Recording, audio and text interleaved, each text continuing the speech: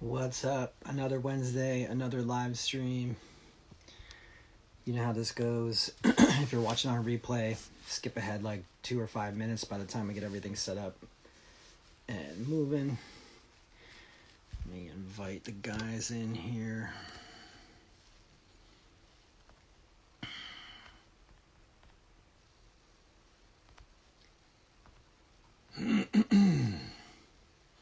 Angel, what's up? Thank you for joining. Actually went on a run today, so if I'm hacking up some phlegm, that's why. Get the guys in here in a second. Real quick shout out to Dave and Rose of Chaos Guitars. He hooked me up and popped some new pickups in my guitar, which was awesome. So ended up going with a Seymour Duncan JB and 59. So 1 second here. All right.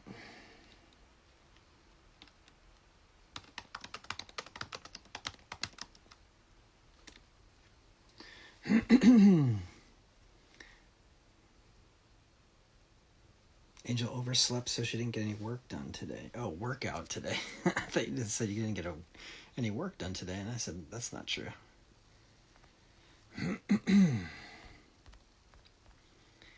All right, here.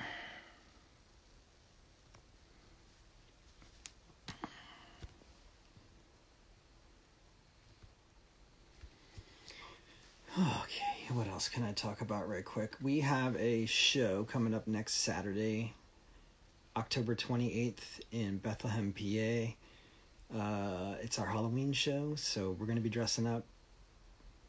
We definitely recommend you dress up as well, and then have a good time. We're going to be, it's going to be Real West, Hollow Howl, which is out of, I believe, like the New Hope area. Who else is there? Edgar Gore and the Nevermores, perfect for Halloween. We had them on the live stream maybe about a month ago, 6 weeks ago. Cool guys. And then us. So that starts at 7. And yeah, it's also a cool little venue. So come check that out.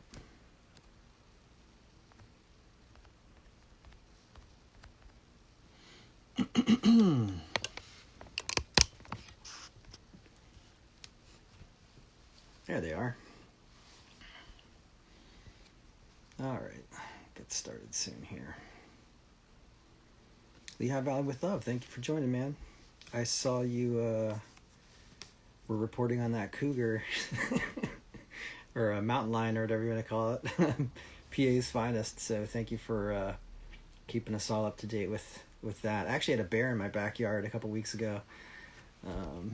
Or no, maybe it was more like a year ago. We'll see. See if we can get the guys in here. All right.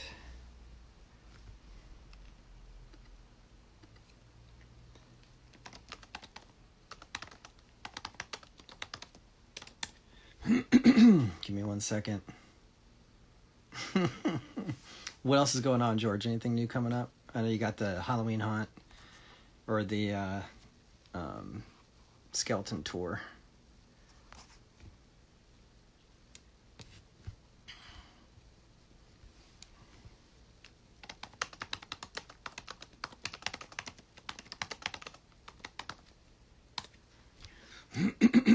Big house cat, yeah. That's gotta be huge though at that point if you're mistaking it for a mountain lion.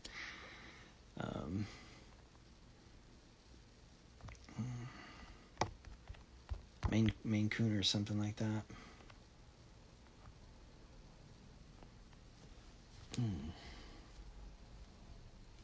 That's right. All right, so Lehigh Valley with Love is promoting the skeleton tour and all the fun Halloween decorations that are in and around the valley. So go check out his page and his whole Lehigh Valley with Love media empire, I would say at this point. So we'll have to get you on the stream at some point too.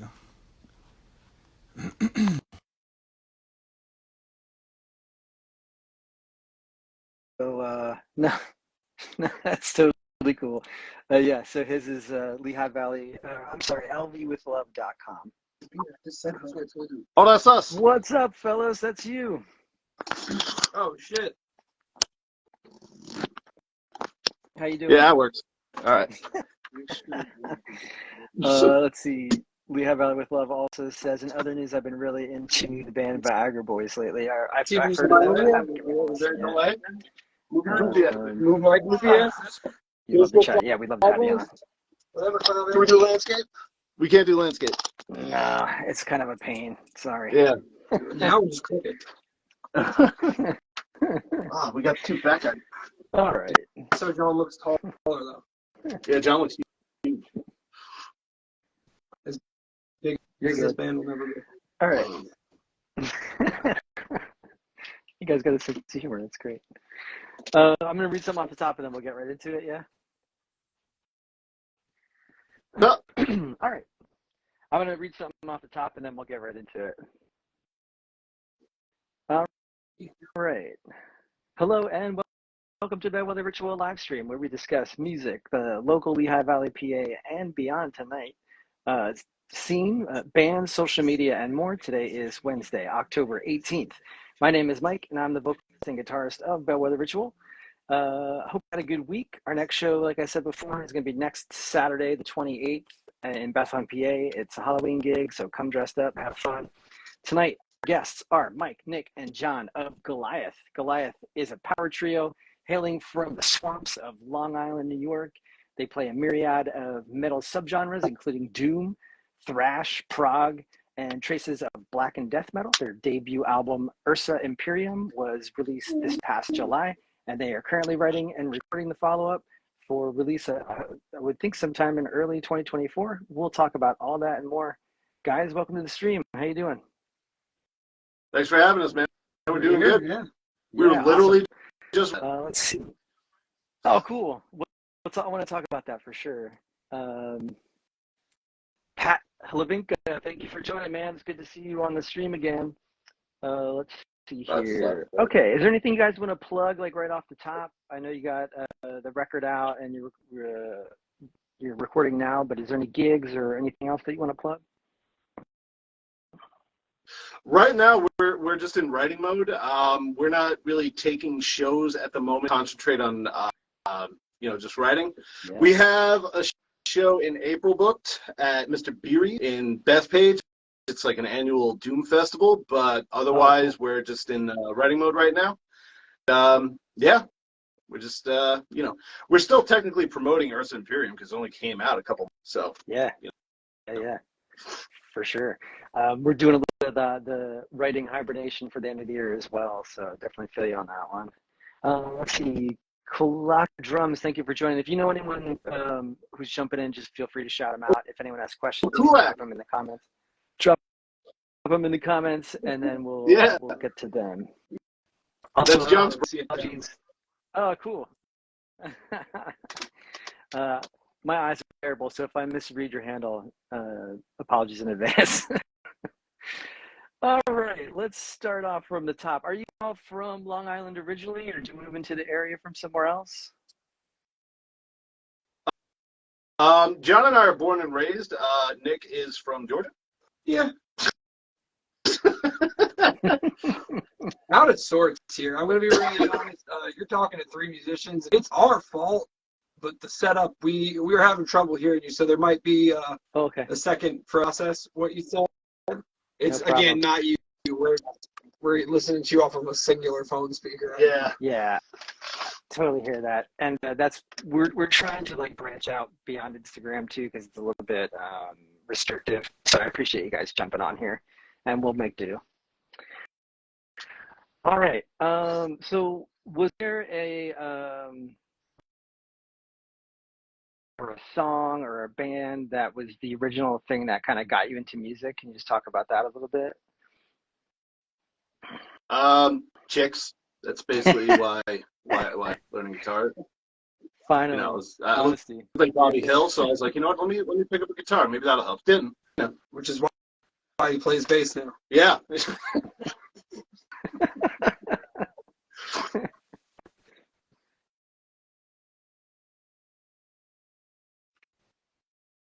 Or was it all chicks? For real? Yeah, chick. Why not? Brooks, yeah. These ladies would have really done it for me. Yeah. Angel says, I think that's the most honest answer we've had. I agree. Whatever, yeah.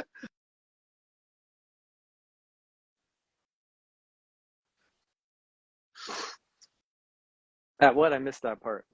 I asked John. He was like, whatever. No. So, yeah, he just picked up drums because he had nothing better to do. Well, the doctor's balancing out both of his wrists, or else one was going to fall way behind. So. Well, it sounds like it's a good thing you did. All right, and then still gonna get carpal tunnel, but at least it's way cooler. Yeah. Yeah, and then you guys. It sounds like you've been around for 5 years or so. Had some personnel changes, but can you talk a little bit about how the band started and how you got to where you are today? The way that the band got together, honestly, it's been like years and years in the making. John and I used to jam it was almost like 10 years ago, maybe like 7 to 10 years ago. John and I were jamming together. He was playing guitar, I was playing bass, 2 other dudes were jamming, and it never really took off. What? Chris Kulak. Yeah, Kulak. He was the drummer. We called it Crop Duster. But that never really took off, and it's kind of faded away. And then Nick and I started jamming 16, 17, yeah, and it was me and him with 2 other guys at one point, and then we decided fuck it, we'll just jam together. So we were just gonna make it like a bass and drum duo because Nick plays guitar, or bass rather. But he's like, I was drums. Yeah. You literally missed the one instrument. He plays kazoo, man.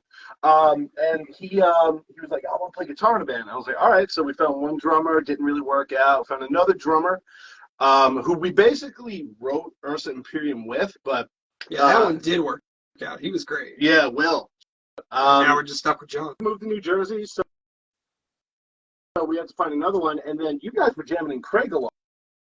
Before he joined. Yeah, so in a band with John for about a year before he got. Yeah. Which was just kind of hey, I already know you can play. You want to join another band? Because every drummer's in 7 different bands. So. Yeah, for sure. Yeah, no doubt.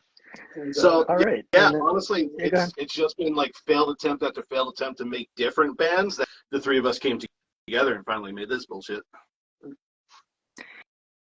And what do you think? Was there anything different this time that you feel like it kind of stuck, or because I've been through similar things, and it's been interesting to finally be everyone showed up. That was really the difference. Yeah, everybody showed up. The first drummer, I just think he didn't like me because I was always shit talking him about hockey and Dave Matthews. So I think he just left because it was. First, I was trying to think from it. I was like, first drummer. There was about a year period as well where we just booked rehearsal rooms to try out drummers, and we went through a drummer a week. It was I know who you're talking about. Okay. Yeah. I forget our own history. He's the historian. Yeah. It was always he's a Tampa Bay Lightning fan, and I always just fucking chirp him. I'm a huge hockey fan, so it was constantly just shit talking hockey. And I remember he went to a Dave Matthews Band concert. I just kept giving him shit for that. So he just personality difference on the first one. But Will, the second guy, we loved him. It's just that he had to move. Hence why we'll name drop the second guy. Yeah, that's right. Mike's just that random guy who wasn't a bad guy. He just didn't work out. He's all right. His hockey team won 2 Stanley Cup championships. So who's the one laughing now? I think probably you guys just had the same name. Yeah. And John, everybody gets along with John, so he kind of assimilated into the band naturally. It didn't hurt that, both of us had jamming history with them too. Yeah. And like the house, right? Yeah, we're in John's house, so it's great to have a free studio. That is a big plus. Yeah. I can see why I got the gig for sure. And I feel like that is a really important piece to it too, is like finding the people, like you just said, the people who not only are going to show up, but you can get along with long enough. And like, can I travel in a van for 8 hours and not be driven crazy by this person? Yeah, we just did a run of shows. Like everything we played up until recently was just local. Like we played strictly on Long Island for about 2 years, and then we did a New Jersey, Pennsylvania road trip, which was awesome. And then we just got done playing in and around New England, and it was great. You know, like you definitely got to find people that you want to share a hotel room, that you want to be in a car with. You know, the farting was kept to a minimum. So John did big league and take his own car. Yeah, the last one we did, there was some question about drum back line, so John just said fuck it, and he packed out his car, and Nick and I drove in one car, he drove in the other, but that worked out still. But yeah, it's we could definitely tolerate being in a car with each other for extended periods of time. Yep, very important. Just really quick shout out to Brian Wagner and Chaos Guitars for joining, repping a shirt right now. So yeah, thank you for Sponsor all the guitar work. Give us free guitars. Or not, because we're not great. Well, actually, if you guys want to, okay. they're starting to put monthly shows together down in Allentown, PA. We can talk about that later if you guys want to pop on down here. Is that the Allentown that Billy Joel wrote about, or is it the one like? That's the Allentown. No, that's the Allentown Billy Joel wrote about. Yep. Sick. Is that East PA? I guess. PA? Eastern. Yeah. Okay, cool. So, yeah, we love Eastern Pennsylvania. Like Philly, we just played, and awesome town. So we'd love to get up to like northeastern PA, which is basically Western New York at that point. But Pennsylvania is great. I used to play Western and Eastern PA all the time with my old band Killjoy, and Pennsylvania comes out, man. Really, yeah. Look at how big Billy Joel is here, and he's never even left Long Island. Yeah. So we think if we leave,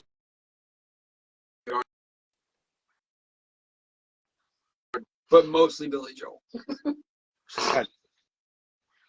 Open for Billy Joel. Yeah. So yeah, we're pretty much right smack in the middle between New York and Philadelphia. So it's kind of a good stopping point, and we're looking to put together like a little circuit of venues, do a little bit of a loop. So we have Ellie with Love says go Phils. All right. Let's see. Well, I mean, if you need a band on the bill, we know one. Oh, for sure. All right, but they'll definitely show up. Yeah. Yeah. We'll show up like really early too. Like we're not just like meandering. That's better than late. Break off and go. We have Ellie with Love says I grew up in northeastern PA near Lake Wampaupack. Yeah, I would love to get a back up there too. Great spot. So for you guys, did you have kind of how did the musical direction come about? Like, did you have it kind of mapped out that what you wanted to accomplish from the beginning, or are you guys just kind of jamming and seeing what happens and going from there? My goal is to write riffs good enough that Mike would forget I don't smoke weed, or at least didn't when the band started. Yeah, the entirety of the first EP was mostly like demos that Nick put together that we were just like, they work. And actually, like the working titles he put for everything worked perfectly. It's just we kind of juggled them around. Yeah, like Sinew and Stone was like Hunted, and Hunt was like Billy the Beast, and the working titles for them worked just for like different songs within that set of four. And we really wrote off of that. Like, I would give more credit though to you as well, like the demos that I put together guitar wise, but a lot of the direction came from Mike, like ear for like the full songcraft, and that was worked is because you also were good enough at writing lyrics that just happened to play off the working time. You could have changed everything about it. Instead, you just kind of fucking wrote off them. So I mean, a little bit of credit where it's due. And to do this, I wrote an entire concept album around those working titles too, because The Wrath of Ursa is literally a story like beginning to end about like a bear that becomes like a god, destroys Earth, yada yada yada. So really like a big thing came from kind of very simple just demos. Very My cool. big And machine, then the record itself is selling in tens. Yeah, man. Dozens. you got the Dozens. tens.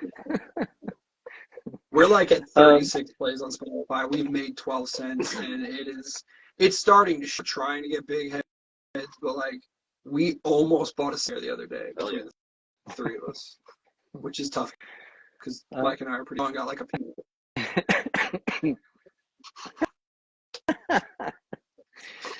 Nick, how are you starting those demos? Are you just like going into a computer, or are you just tracking yourself with like a drum machine or something? How does that work?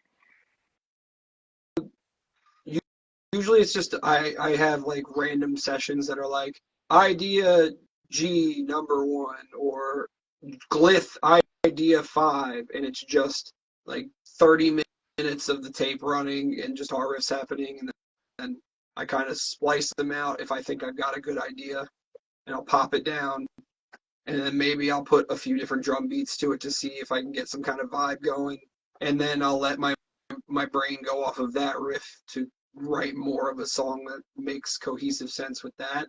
But a lot of it is just kind of like shit against a wall to see if it sticks, and then once it does stick, just leave it there to dry and crust and don't wipe it away, because it's probably the only idea I'll have for a while. Mm-hmm. Just want to shout out a Gross, few people. But it's Yeah. VX999, thank you for joining. Sound effects, thank you for joining. IG for Days, thank you for joining. IG for Days says penis, thank you for the comment. Monty X3, thank you for joining. If you have questions for the guys in Goliath, first guy comments. That is our people. People who send eggplant emojis, hit that eggplant emoji, baby. We want to see. We want egg emoji. If you want to send us more, catch us on OnlyFans. Cornfield of dicks. No, the whole egg. Yeah, do you have an OnlyFans? Nothing. We're just trying to see how much stuff is in the mouth. Nick, you had touched on something about Mike that I thought was really that was great. When you said like you had kind of a starting thing, and he didn't basically pull it all apart and start from scratch. He just kind of took what you had and added to it. I think that's, especially in the writing process, it's something like a lot of there. That's great to have and like be able to like build something up rather than try to tear it apart and put it back together all sorts of different ways. So, Mike, when it comes to lyrics, like how do you go about that? Obviously, inspired. Kind of where the idea for the concept album started, or is it just easier for you to kind of make a theme and then write from there? Honestly, it's a lot of like I smoke weed and then I just get into like this hole of looking up shit online. Yeah. Like the whole like thing, you know, I just had this idea of like the constellations Ursa Major and Minor. Mm-hmm. When tied in with Greek mythology, you know, it's like the Mama Bear and Papa Bear, and if anybody's a G major, don't fucking drag me for this one. But from basically like the story more or less is, you know, the Ursa Minor, the baby bear, is killed by a hunter, and like that's how fall starts. Basically, it's like when it dies, like that's when the seasons change and stuff like that. And I kind of just went off of that, and I was like, well, what if like the bear became like a god, and it was from like a solar flare, basically, is like how it works out. And I 100% ripped that off from the Fantastic Four movie. And then it was just like destroy the world. And then I saw this documentary about if the world stopped, like what would happen to it, and it's just like pure chaos. And basically, like the way then like the story of the album is, you know, once you know, this Mama Bear becomes bear god, stops the rotation of Earth in order to find the guy who killed her baby bear, and by stopping the Earth, like chaos ensues, mankind dies, and actually like it regrows too. Like after all that shit happened, like the Earth just fucking purges everything. It's just got like a belt of land around the middle. It's actually like it's really cool. Like just look up "What If the World Stopped." It's fucking amazing. No more. Very cool. That sounds No like more pills. sounds like some sounds like some good weed too. I'm right in the smack middle of sober October, so I'm kind of hurt.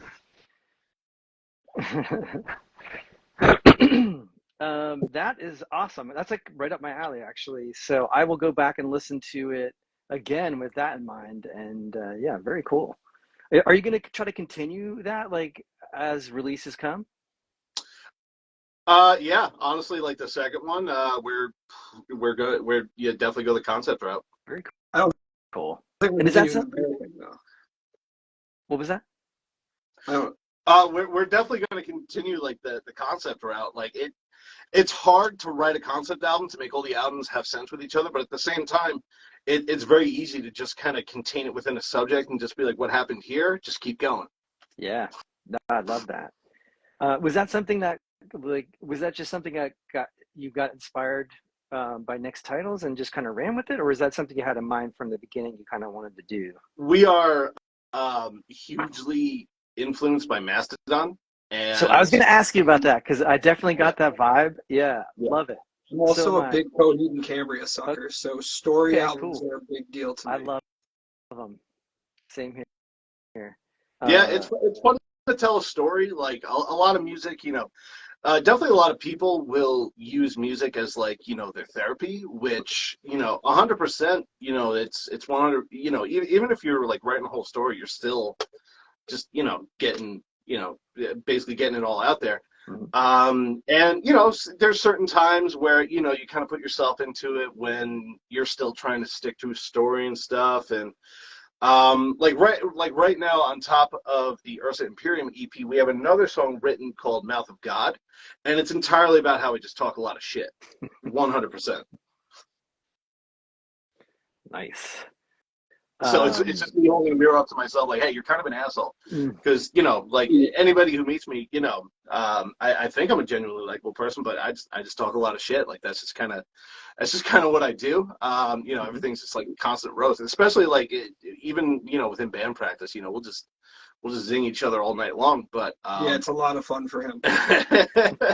But yeah, I mean, it's just like one of those things. It's like you gotta know who you are in order to be true to your own self. So you got to embrace, some things that may be negative, But once you recognize it, it's very important to never, ever change those things. Yeah. Never do any self-improvement. Yeah. Once you have made it this far in life, this is who you will be forever. Yeah, just try to make money off. So if you are a piece of shit, embrace it and write a song. It's the best thing you can do. Mike did it. Yeah. There you go. Life advice from Goliath. Clip it up. But I would never roast. Let's see here. So what are you looking to write another EP, or are you just gonna write until you feel like you have what you're looking for? You try and go for a full album? It's so the album is really almost like a dead thing these days. Yeah. Like we're gonna put out like Mouth of God because we've been playing that song just as long as we've been playing the rest of the EP. It's just that it like came about like a couple months after the fact. So we're gonna record that. We might record like one or two other songs that might not fit like the concept thing and just kind of put them out there just to hold people off. As far as like the next big thing, I think an EP, like writing an LP, like writing an hour's worth, it takes a while. And just putting out, like, you got to be like constantly about the content. You just got to be like, look at me, look at me, look at me. So just plopping out songs is kind of a better business model these days. There's though I think just the singles also not a good idea because we tend to get trapped up in the storyline, even though we don't use a lot of words. I don't know if you've noticed that. Our lyrics don't are pretty slim. We say a lot with very little. Yeah. But the story's still kind of there, so singles also kind of limits us. So I think EP is kind of our comfortable niche. Yeah. Niche. Yeah. With the exception of Sinew and Stone, a lot of the songs on Ursa Imperium, there's like a minute or two of music before we even get into it. And like Hunted, there's like two verses, a couple of yelling here and there, but otherwise it's like 6 minutes of just noise. And oddly enough, it's the most popular song, so maybe I should shut up a little. I also love that. It's like saying a lot with a little. What's up? Is that? I also love that. It's like saying a lot with a little. Like you don't need to have this whole like lyric sheet of 8 verses or something. Like you can get a lot across with just the right combination of words. Yeah. It also, it helps, I'm a 38-year-old fat asthmatic, so, giving myself a little space to breathe is certainly helpful. Although, whenever that happens, like, whenever there isn't lyrics, I'm usually the guy, like, headbanging. So I'm getting myself all out of breath one way or the other. Yeah. But, yeah, I mean, I like songs that have, like, a little bit of time to breathe, and, you're not hitting the lyrics or the choruses, like, too hard, give it like moments, like songs. I like a lot of songs that have moments. Agreed. Are is that something you think about too when you're playing together? Like, is it like, all right, this guy's time to shine, this guy's time to shine, like is that kind of, or is it just like on all the time, a little bit of both? Yeah, a little bit of both. Like in Hunted again. There's a part where like there's a build up and then it gets into like a 7/7. Like actually, you posted that exact spot on the promo where I just scream Hunted. It goes da da da da da da da. Like that's like a build up and then a moment where it just pops like that. And when we play it live, we realize it's kind of cool to just stop playing for a second, and John will just do a snare pop and we'll just like bang right into it. And that's usually like that's a moment in the set where like a lot of people are vibing and shit. It's actually like a 7/8 riff, so a lot of people are like, I don't know how to headbang to this, really. I'm sorry. I made the mistake of trying to run this afternoon, and that was a big no-no.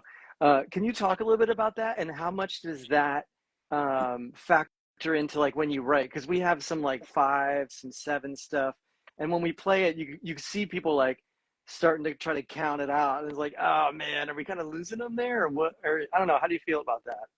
Oh, we love that. Are you kidding me? People who just when you're in heavy metal and like you're a niche within a niche like we are, playing music that kind of confuses everybody is just, I'll eat that up all day. Well, I also just like my goal is to write stuff that you guys think are so cool that you kind of don't care that it's annoyingly never in 4/4. Yeah. People catch on too. Yeah. People catch on to it. That's true. I guess the new one's got something in 13, but yeah, you show me all the time signatures. There's like 5 different time signatures. But that's the goal, is to make it cool enough that he just shuts up and learns it anyway. Yeah. Is that something you like? Cool, stay to school, but it's fun to write in like weird shit, And that's like again, big fans. Metallica does it a lot. Gojira. That's a band with like a lot of Spice Girls, ABBA, New Kids on the Block. Consistently bands that write progressive and genre-defining music. Yeah, give me that Chaka Khan all day, baby. You should do a Gojira, disco. Gojira, New Kids on the Block mashup. Yeah. Yeah. So when you're writing the odd time signature stuff, is it something you like? Does it just come out? Are you going in there being like, it would be cool to try to do something in whatever this time signature is, or how does that work? I write a lot off feel first and then kind of learn to count later, because I also learned to drum that way. I learned to count after I was kind of already in the middle of playing drum. So a lot of times I just write what I think sounds cool, and part of what also sounds cool to me are things that are confusing. Because I've gotten a lot within this music where you kind of realize things are predictable. Like you can listen to a new record by a band that you've heard before, or even a new record from a new band, and you kind of know what's coming next.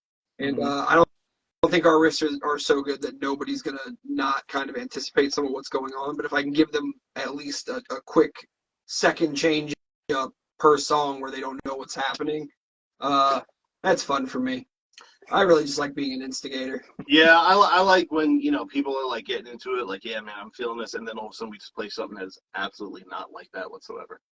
You were talking about having those moments before, and I think it's like, you're right, setting those things up, that contrast, or kind of pull the rug out from under you is important to kind of capture people's imagination and really like hook their ear with that kind of stuff. Yeah, it's a lot of fun to write. Absolutely nobody fucking gets it at the end of the day. You know, a lot of times, you know, it's the other bands coming up to like, hey man, I like when you did this, that, and the other thing, and you know, the other people are like, those guys are fucking weird. And then personally like when bands tell us, Joe, that part was heavy. It would be heavier if you played more China. I do love some China. Solid note. We'll think about that. I'll put more China on my pedal board. I promise. Has writing changed? Like when you were saying like Nick kind of came in with the demos for the first release. Has that changed in this process, or is it relatively unchanged? I mean, it definitely starts a lot with Nick coming in with like, I got a riff. You know, a lot of it starts with that. Like, there's definitely you know riffs that I write, or like John will even just kind of go blah, blah, blah, blah, and Nick will interpret it that way. But a lot of it starts with Nick coming in with a riff, and then like John and I'll say like to play it like a certain way, and just kind of molding that riff. And I mean, that's exactly what came in today. Like Nick just came in with like a couple things that he was just kind of like fucking around with, and literally it would be like John and I would stare at each other like, yeah, like giving each other stink face, like fucking that's good.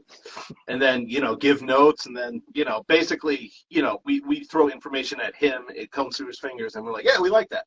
Where it's changed for me though is with the person I was writing to try to attract other people who wanted to play that and get a band kind of put together. So they were coming in, and again, Mike gave a lot of direction. Those songs still morphed a lot from what I had, but there was a weird learning curve because I'd been used to playing those songs and even demoing them to a certain degree for so long that we rewrote them as needed. Now it's like instead we've kind of spliced ourselves into each other's writing process. Like now, that spot where I'll have 30 minutes of riffs and I'll take 2 minutes of it to start to work on. Yeah, I'll still try to work on those at the house or something like that, but I'll come to practice like I did today with a couple of them, and they'll interject immediately right there, and they'll start to craft. Not for nothing, one of the ones that I started to demo is now already changing just because John played drums differently for it than what I imagined in my head.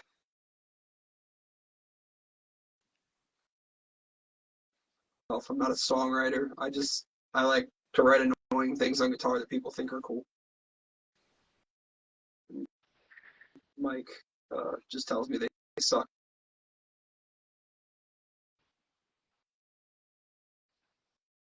Make it worse, and then that's how it works out. It's important to have someone like that. Skag Monster, thank you for joining. If you have questions for the guys in Goliath, you can drop them in the comments below. Maximus2012, thank you for joining. So Nick, do you ever get like really? It sounds like you guys are pretty open about like sharing ideas and things like that. Do you ever get to a point where like, oh, I really love this riff, and it either doesn't, but like you said, the drums change or something changes about it, and you have to be willing to let that go. Do you ever get to a point where like, oh man, I really like the way it was, and then it changed, or you're just kind of open to just let it go where it goes? A lot of times I haven't made it far enough in where I'm too set on something, and then there's other instances where I show up with a riff one way and then we start jamming on it however it changes, and now I can't remember how I played it before I showed up there. So that's just how the riff lives now. Yeah, I'll gaslight him into saying like, no, you wrote the riff this way, and he'll be like, oh. Again, I can't count, which is fine. It actually works better. And that's thanks, John.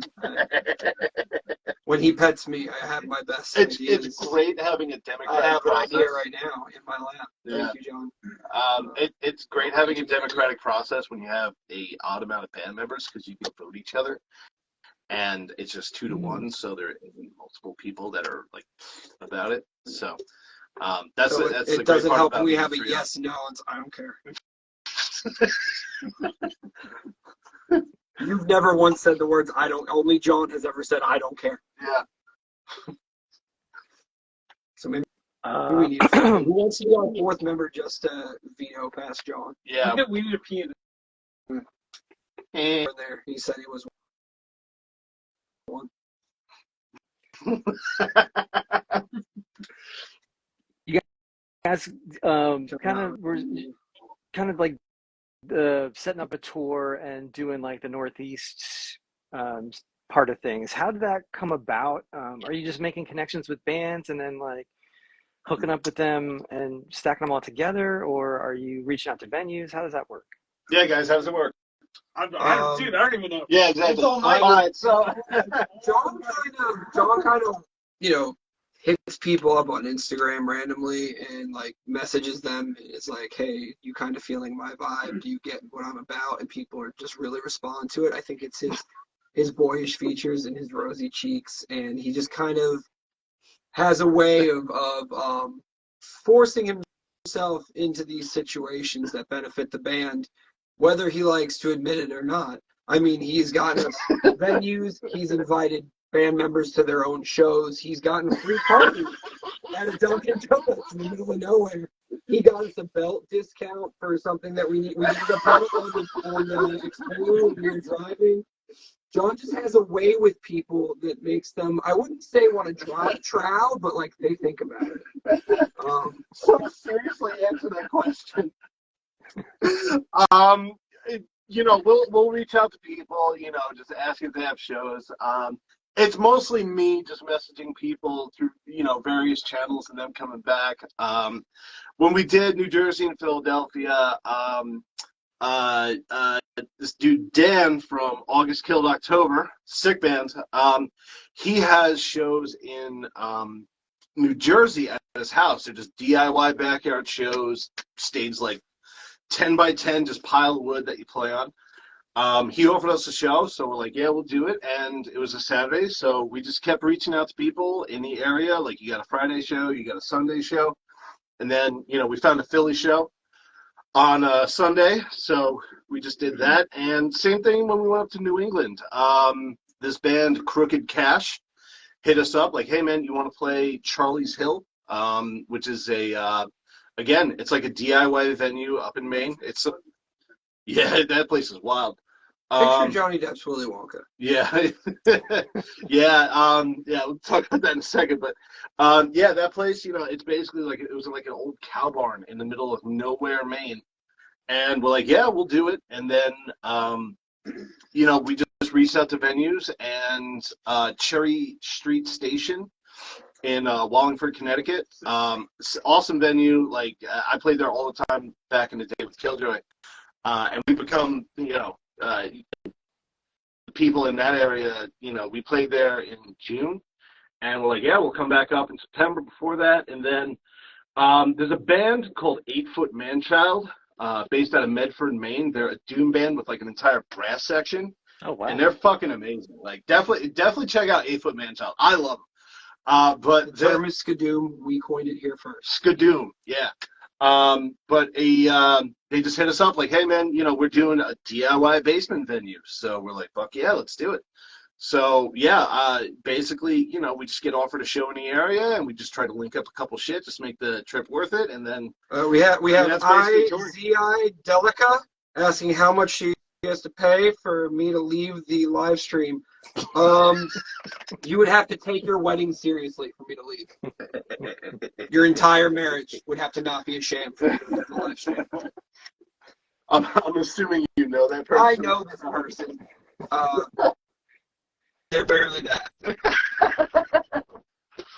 They're also a great friend. Yeah, talk about people I like. Charlie's Hill is a wild venue, man. It was an old cow barn that's on somebody's property, and the owner of the place, he's got a top hat with like a bunch of dupes on it, and the place was just, it looked like a thrift store blew up.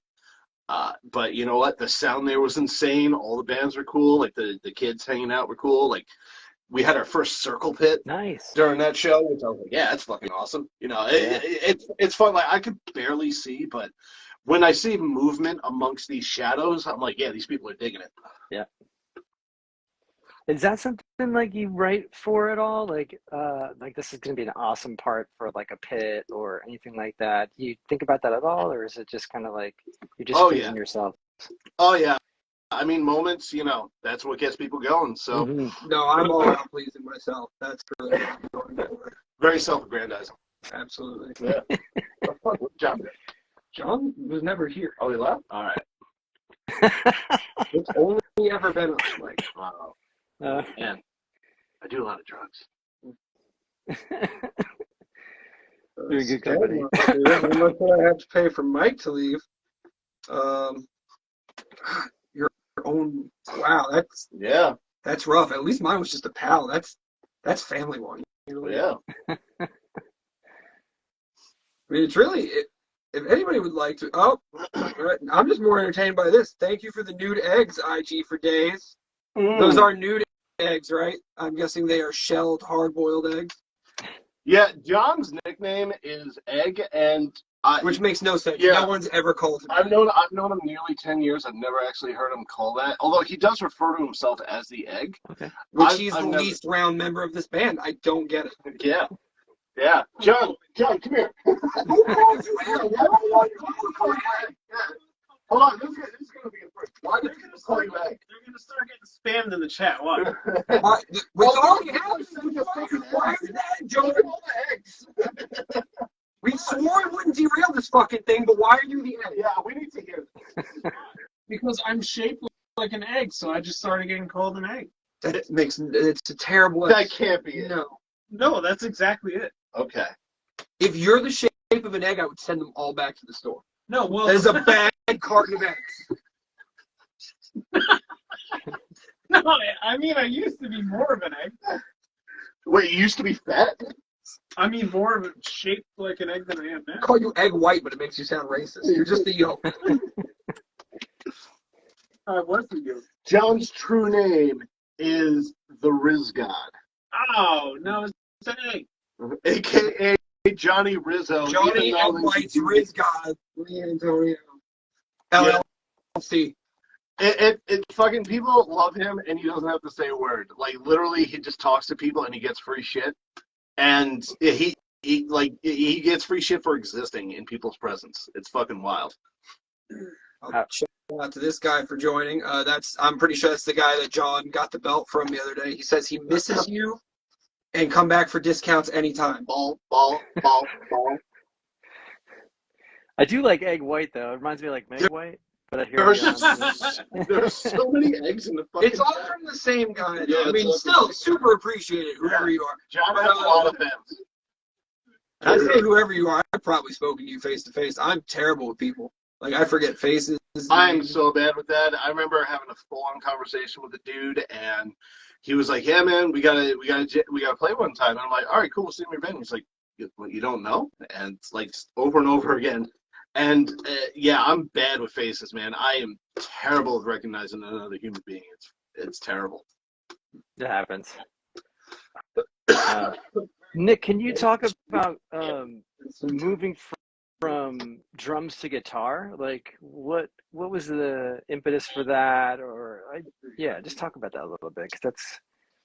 For what? From me? Why did you transfer from drums to guitar? Oh, that was because we were trying to do like the whole two-piece thing, but that required me writing the music, and it was terrible. So it wasn't really that. It was all the stuff I wrote was still like I thought it was decent, so I wanted it to be able to be played. So we needed a guitarist for that, and even though it's near impossible to find a drummer, it was surprisingly hard to find a guitarist who would also play this shit. So.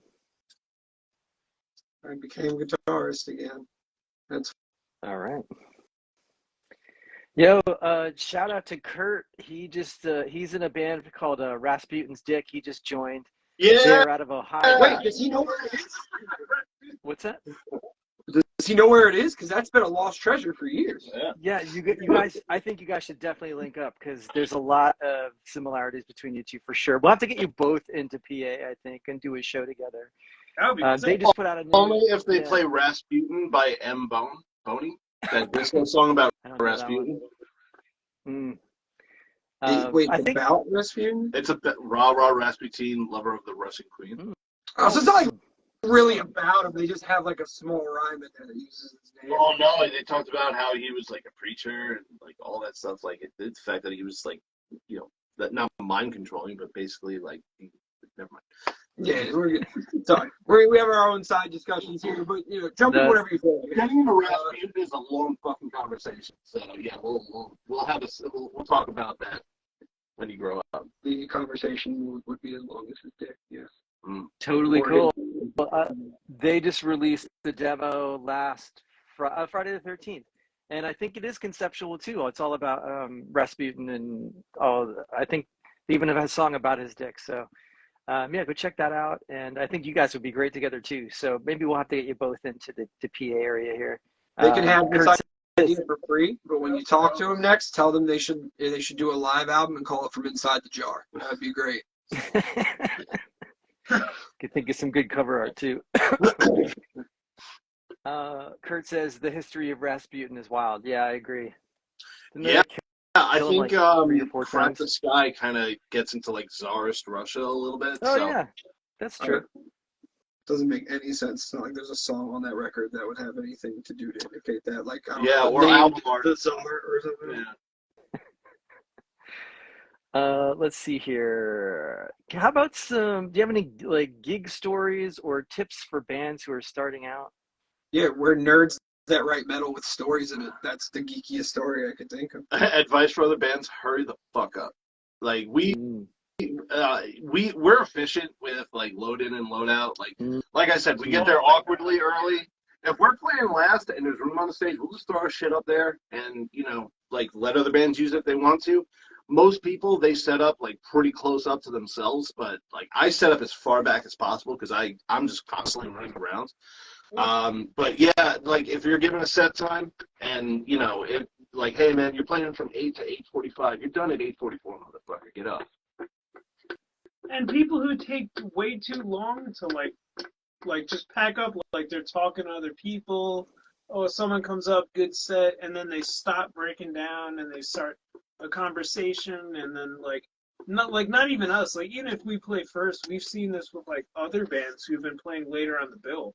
Yeah. And like they're just like chopping down their time. Yeah, we love playing first or last because if we play first, we show up, like I said, painfully early. We're set up, we're ready to go. If we play last, and we love offering our gear to other people because I play a full orange rig. Most bassists love playing that. Nick's got a sick Marshall rig. John's got a great drum set. So we're all about like sharing our gear too because our shit's bulletproof. And, it definitely like the time in between bands, especially when you're like, local band, even a mid-level band, the amount of time in between two bands setting up can make or break your set because, say a band comes, they draw a lot of people, but, they're just like there to see their friends. You got to get in there and start just fucking pounding it out in order to keep everybody's attention. So, yeah, man, just hurry up, banter with the crowd if you want to. Like, we barely talk. Like, we address the crowd maybe once in our set just to thank everybody, recognize the other bands. But otherwise, like, it's about, like, 30 seconds between songs, and we're just fucking back at it, Well, my opponent here makes some good points. I would like first most that he asked if we had any advice for some bands, and you guys immediately just griped on almost every. We've had a problem. That's advice. That's advice. That's 100% advice. It's actually great advice. Great advice to go is that no one's good and no one's important. So just have fun. We all suck. We're terrible. And you might not think it, or somebody that sees us might not think it, but every night when we finish playing, and by every night I mean the one time we have a show once a month, we get off the stage and we talk about how terrible we were consistently and all the time. So if Nick you're, and I will be like, man, I missed this thing, and John was like, you're fucking cool, man. If you're over 18 years old, congratulations, you're a nerd. No one thinks it's cool that you're in a band anymore. That's why we do it. Because we found musicians who know that they're not here trying to be cool anymore. We're past cool. We can't even keep our joints together, much less our band. So just have fun before everybody sucks. That's advice. But yeah, people do take way too long to pack up their shit. But that's more of a gripe. That's a gripe. That's not advice. Yeah, we're just airing grievances right now. That's cool. Roll your cables off stage. Throw them all on the board. lift them off, roll them off stage. That's just the easiest way. Yeah. If somebody comes up and like starts talking to me, I'm like, hey man, you want to help me with this fucking cab? Like, I'll put them to work. If you fucking come up to me after my set and try to tell me how great I am, you're carrying shit. First of all, he talks about rolling his cab off stage like that, like he always does. That's new. You got wheels on your cab a month ago. I broke them. We played. All right, We played fucking bars. He brings 2 cabs to every show. I spit bars, bitch. No, you don't. You literally said you're asthmatic at the beginning of this interview. Yeah. Are you throwing quarters at me? Kurt says, "I love playing first." I agree. I do love kicking the night off too. Oh my god, I love playing first. We're sober. You can watch the rest of the show. Yeah. You play first, you can play. You get trashed after your set. Yeah. Oh my god. Playing first because John's definitely still not inebriated. Yeah. We love playing first because John's sober. 2 more quick questions. 1, indica or sativa? Oof. I don't know. They're both. Yeah. No, indigo. Honestly, like, you know, my weed guy comes by and he just gives me a bag. I don't know what it is. But I don't know. Sativa is usually stronger, so I'll just go with that. Best bang for the buck. I don't know a lot about anything, so my favorite thing to do is just say, that smells like fresh lawn clippings, and then, let them carry the conversation. It smells like a skunk's butthole with peanut butter on it. Indica, because I like. Why does it taste like a hot dog? That's what I want to know. Yeah, I'm just here to hurt your brain. I'm not saying anything that matters. And then Nick, there's a lot of like guitar harmonies and that sort of thing. Is that something? Do you like use like a pedal to get that? Or are you just double tracking it, or a little bit of both? Like when you go a lot live? of that first record was written with the idea of having a second guitarist, maybe. I use an octave pedal live, so sometimes I don't necessarily hit proper harmonies, but it will give at least a multi-string effect to single note runs when it's needed. Yep. But all the writing for the new one is taking place under the knowledge that I will be the only one with 6 strings. Yeah, you had like 8 tracks in the first EP. Yeah, you Iron Maiden the shit out of that album. There's 4 guitars at most. Yeah, before there's a left and a right, and then there's double tracked leads. Well, sounds great. All right, so I think Would you like to tell them how you tune your drums? Would you like to tell them how you make Krabby Patties? The computer do it. Yeah. That's really the truth. We're 90% auto-tune. John's program from the neck down. Everything. Yeah. Everything.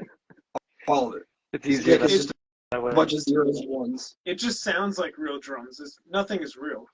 Yeah, we definitely didn't try to mix it ourselves and then give up and then sit on it for 6 weeks and then give it to somebody else because we couldn't mix live drums. That's definitely not what happened. 100%. You can't tell when I hit the rimmer if I hit the mic at all. When you hit the rimmer? With the rimmer? Which drum is the rimmer? We recorded some drums last weekend, as far as I know. But again, I was just doing a bunch of drums. I think John was just hanging out here watching Formula One or something. I thought you were saying you did a bunch of drums. Yeah. I did a bunch of drums. He did a bunch of drums, maybe. We had the AC on the whole time, too. Wow, Yeah, it worked out. Yeah, it's gonna work. It's gonna sound great. It's gonna sound like Sun and it's a thrash song. Nice.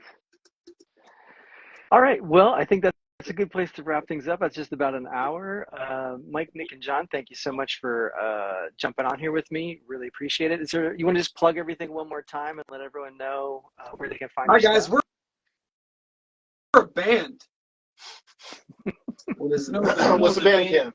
What's the band camp? You're the one that said that. Okay. Most things we're at Goliath_metal. If you're looking for us on Facebook, because Amazon fucked us because of that stupid show with Billy Bob Thornton, it's Goliath with spaces in between. Don't watch the show so it gets canceled so we could actually like claim all that shit. But yeah, I mean, if you're looking for us on any social, it's at Goliath_metal. Hit up the Bandcamp, buy some merch, listen to us on whatever you want to stream. We got some sick merch. The next show we got is in April. We got some sort of coming out with a bunch of dumb AP riffs. Check out Goliath too. Like, these guys are in a death metal band called Goliath, and they sound a shitload like Black Dahlia, and they're fucking amazing. Very cool. Yeah.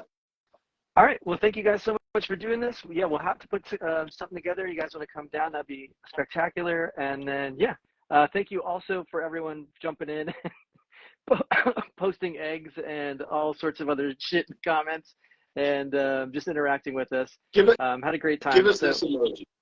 Give us more eggs. We want the Ginzos to hit us up. Because these two are that. One eggplant. But yeah, thanks for having us, man. We're definitely gonna play with you soon. Thank you. It's Very good to meet cool. you. Yeah, likewise, guys. Take it easy. Have a good night. Bye.